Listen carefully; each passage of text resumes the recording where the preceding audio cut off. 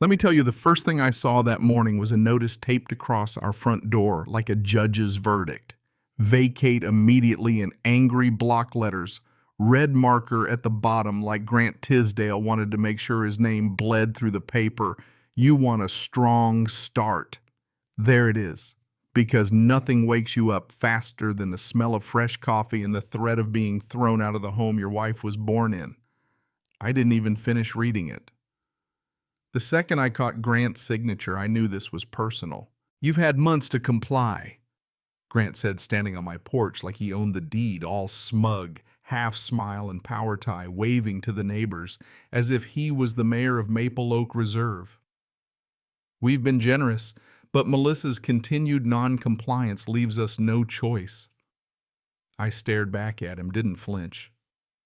"Melissa owns this home," I told him. "She's bound by HOA rules." He shrugged like it was all above his pay grade. "You're not even on our registry. As far as the board's concerned, you're a long-term guest violating policy." I let the silence stretch out, let the sun beat down on us both. "You're standing 2 feet into Ridgemont Township," I said, "and I'm the guy who helped design the overlay maps you never bothered to check." For the first time all morning, that little smirk wobbled.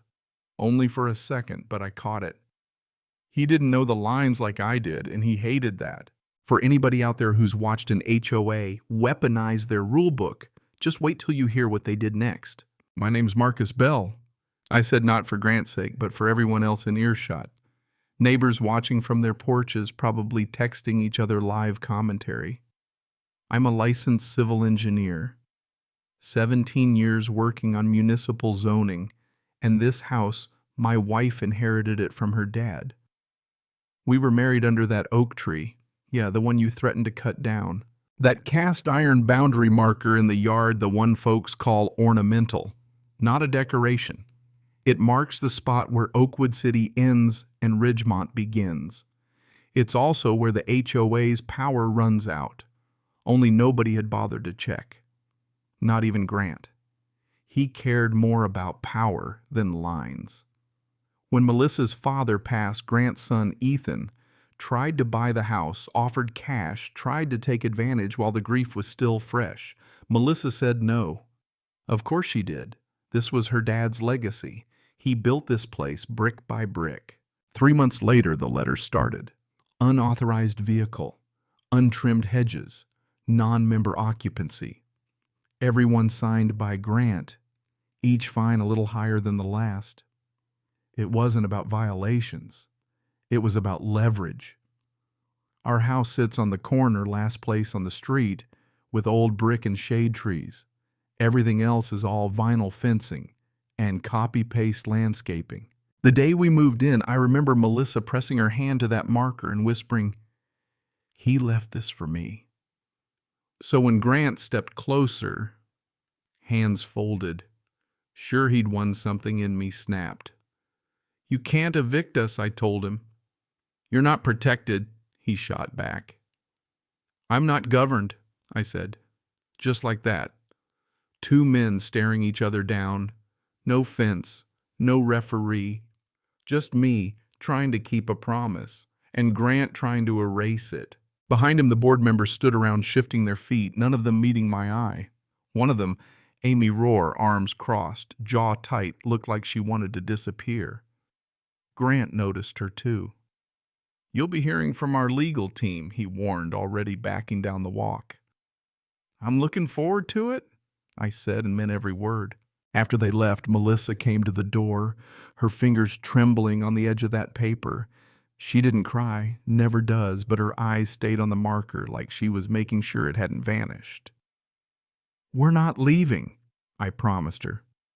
She peeled the notice off, folded it again and again until it was just this tiny hard square, and handed it to me like a challenge. I kept it in my pocket, still do, still. Didn't sleep that night. Melissa sat at the edge of the bed, scrolling her phone like good news might just light up if she stared long enough. By morning, the HOA app already showed our violation $1,200 due in 72 hours. A new checkbox. Final notice. I pulled up the HOA digital board archive. Nothing but vague terms and decisions, no details, no vote logs. Grant's decisions, every one. Melissa looked over my shoulder, saw her name missing from the record, and shook her head. They never name me, she said. It's a pattern. They sanitize it so they can't be blamed. I checked the neighborhood group chat where the real business happened, if you know what I mean. People talking about us, half supporting, half doubting. Maybe if she paid the fines, they'd leave her alone. Doubt always slips in right between the lines of polite empathy. Later that morning, I drove the subdivision's Saturday sun cutting between fake turf and vinyl fences. House after house, gray trim, beige stone, only one tree in every yard, all by design. But ours old blue shutters porch swing that creaks like a memory and that cast iron marker out front, older than any board member on record. I parked near the playground and watched Grant strut into the clubhouse. He waved to neighbors, always playing the politician. Inside, blinds drawn, board members filing in, Amy, among them moving slower than the rest. I sat on a bench outside, phone open to the live access portal. In real time, the violation ticked higher. They'd scheduled delinquency processing, tagged it for board escalation. They even blocked our gate code, locked Melissa out until a neighbor let her in. They're trying to wear us down, she said, sweaty, sunburned, but unbroken. That week, our trash bins disappeared, gone, not moved. The HOA fined us for improper waste bin storage. For bins they took. I filed a missing property report just to have it on record. Next day, I brought my tablet zoning overlays and hard copies to the city planning office. Quiet place, fluorescent lights, dusty flag, a clerk who asked if I had an appointment. Not yet, I said, rolling out the maps. But I think your office has been working on a 26-year-old mistake. 2 hours later, a supervisor named Daniels confirmed that our property had never been annexed. The HOA had no jurisdiction. Daniels told me file a boundary clarification request. If it held up, the HOA's authority ended at the old line. Every fine, every restriction, every threat null and void. I submitted it that day. County logged it. And just like that, everything changed. Melissa got the confirmation, read it twice, and said, they won't stop just because we're right. No, I told her, but now we're not just their problem. We're the county's too. That night, I went through Grant's charter amendments full of legal holes, contradictions, boundary descriptions, copied from outdated templates, all cosmetic, no substance. He never filed proper boundary adjustments, just assumed the gates meant control. Then twist coming. I got a knock at the door. Amy Rohr, not dressed for a board meeting, just a jacket and a folder clutched tight. She stepped in, handed it over, whispered, I'm not supposed to have these. Inside real board minutes, unedited votes, margin notes, everything. Third page, President Tisdale acknowledges jurisdictional discrepancy, but insists on proceeding for consistency. Grant knew all along. Amy's hand trembled. If you don't agree out loud, you become the next target. Melissa crossed her arms. He'd do this to you. Amy's eyes flickered. He already has. But you... She looked at me. You're brave. I'm tired of letting people like him win. And with that, she left. I spent the night building a binder, lining up the evidence, overlays, maps, Amy's notes. I filed a county claim for fine reversal. If they tried to push anything before the investigation closed, it would only hurt them more. Next morning, I emailed a zoning official I'd worked with before, Frank Holman. Sent him everything, overlays, parcel numbers, HOA screenshots. Needs a field validation, he replied. That was enough.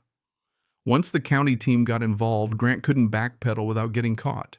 Harold, my neutral neighbor, crossed the street that afternoon. You building something, he asked. No, I said. Just correcting something. He stared at the cast iron marker. My granddad helped pour that. Not much left from then except that marker. I printed letters for the other homeowners on our block, 5 properties, same jurisdictional blind spot. I wasn't asking for help, just giving them the facts. By the next day, 3 wanted Grant out. 1 was furious, 1 scared, 2 on the fence. Didn't matter, they all took the evidence. Amy texted meeting tomorrow. Final vote scheduled. Melissa made more packets. I checked every document twice. At the meeting, I handed the folders out one by one. This isn't a defense, I told Grant. It's a correction. Amy finally spoke up. We were warned. The air shifted. Grant tried to brush it off. We've reviewed the boundaries before nothing came of it. I cast the zoning map onto the projector, showed them the official boundary, the omissions the county review. You've been governing land that doesn't belong to you. Silence. Harold stood up from the back. That was me. The guest code they revoked. Amy added, you knowingly enforced non-jurisdictional governance while in possession of contradictory internal records. Grant exploded. You're on this board, I still am. She shot back, and I won't be part of a fraud. I set the binder in front of him. County inspector arrives in 4 days. Any action you take now will be added to the complaint. Melissa and I left together. No one stopped us. Outside, the air was still like the moment before a thunderstorm, and now the cracks in their structure ran too deep to fix. Next morning, I checked the HOA portal. Our violations had vanished, history scrubbed overnight. But I'd saved everything. Screenshots, logs, emails. I wasn't prepping a defense anymore. I was prepping a case. Monday, Frank Holman arrived, clipboard in hand. We walked the boundary, ending at the marker. This one's been here since 1948, he said, measuring. Everything this side falls under unincorporated Ridgemont. HOA never had authority. It wasn't dramatic, but it was final. I shared the news with my block. Now we all knew the truth, and truth moves fast. Friday night, the public meeting overflowed. Grant tried to frame the whole mess as a technical oversight, but Amy cut through the noise. You told us presence inside the gates was enough, and you knew otherwise.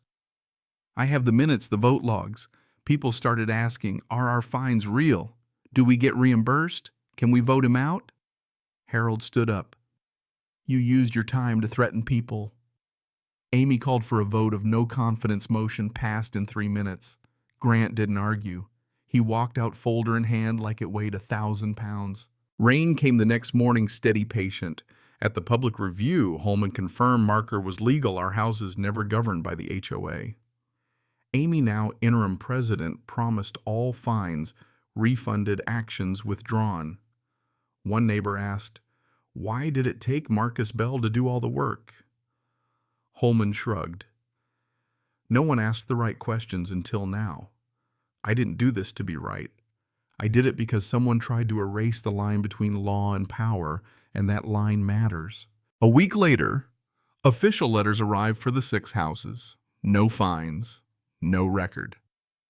Melissa tucked hers into her father's old toolbox, not for proof, just for peace. Amy delivered a check for the full refund down to the dollar. By month's end, the HOA had lost 15% of its territory, the charter rewritten, but our home never changed. Melissa planted tulips by the marker roots where they tried to draw borders. Harold stopped by with an old photo, our grandfather's dirt on their hands, pride on their faces, standing beside that same marker. Now neighbors offer nods that last a little longer. They remember the guy who refused to vacate the man who wasn't on the registry but stood his ground anyway. The line once drawn didn't need a fence, it just needed someone willing to stand on it. And if you've got a story like this, drop it in the comments. Let me know where you're watching from. Because sometimes the smallest lines draw the biggest fights, and the only way to win is to hold your ground.